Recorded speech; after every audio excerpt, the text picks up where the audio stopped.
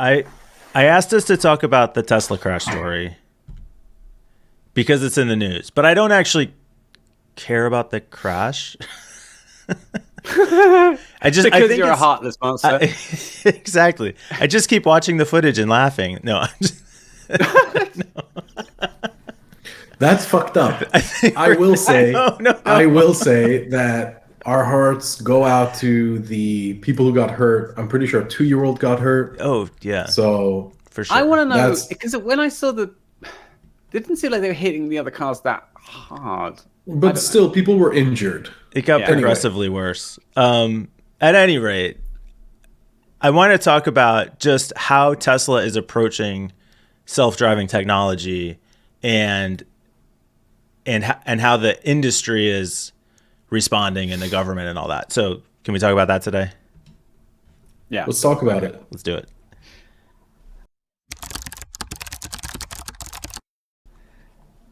I kept waiting for this video to start. I don't think it's going to start, so I'll just come away from the page. What triggered this is a Tesla full self-driving just came to a halt on a highway. A bunch of other drivers were not following the 2-second rule and just slammed into them one after another in a chain reaction. It got worse and worse and worse. And so now there's this always comes up. So Tesla crashes and everybody's like, oh, they need to be regulated. Does it happen that often? Like, aren't normal cars still like way more dangerous, even with this? Well, okay. So here's a little game for us to play. If only self-driving cars were on the road and they were all communicating with one another in an ad hoc capacity, right? Mm-hmm. So whoever is near them, they're talking to each other. Sure.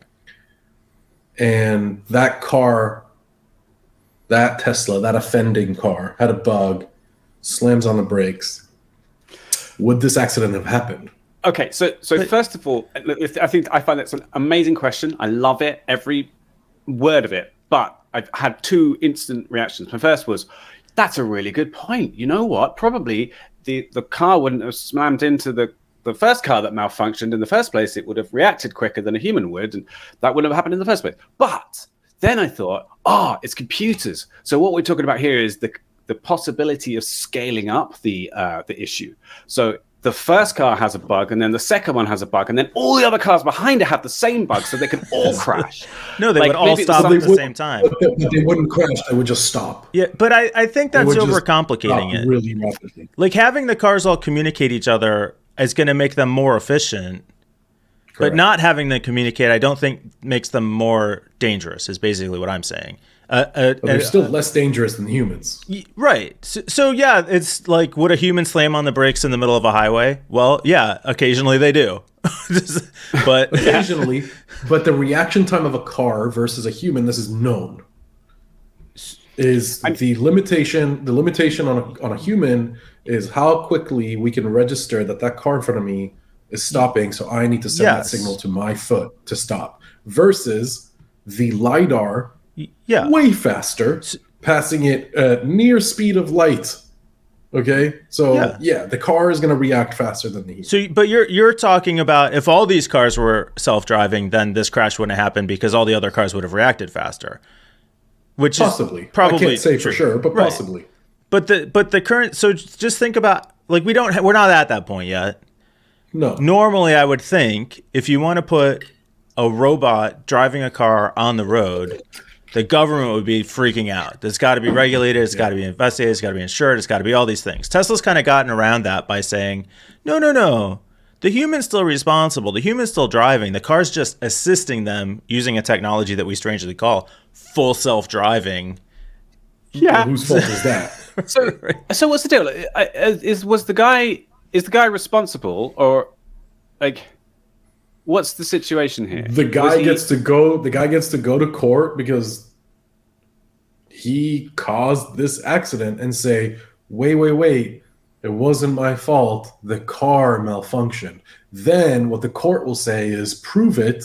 They'll take the records in the car and say, here, you can see at this timestamp, the car thought it saw something, it slammed on the brakes. But then it will be up for the court to decide. I'm not sure that's true. Generally, the driver that's- of the why car not? is responsible for the car. Like he could then go sue Tesla. Okay. Here's a question: when the brakes fail in my normal Toyota, whose fault is it? Point. Good. I think the driver's still at fault for the accident, but then your insurance would go back and sue for the damages. Because there's like the question. Sure that the driver is responsible for that though, because it is out of their control. No, the driver is responsible for the car, even when the car fails. You're saying a driver is at fault in every accident, right?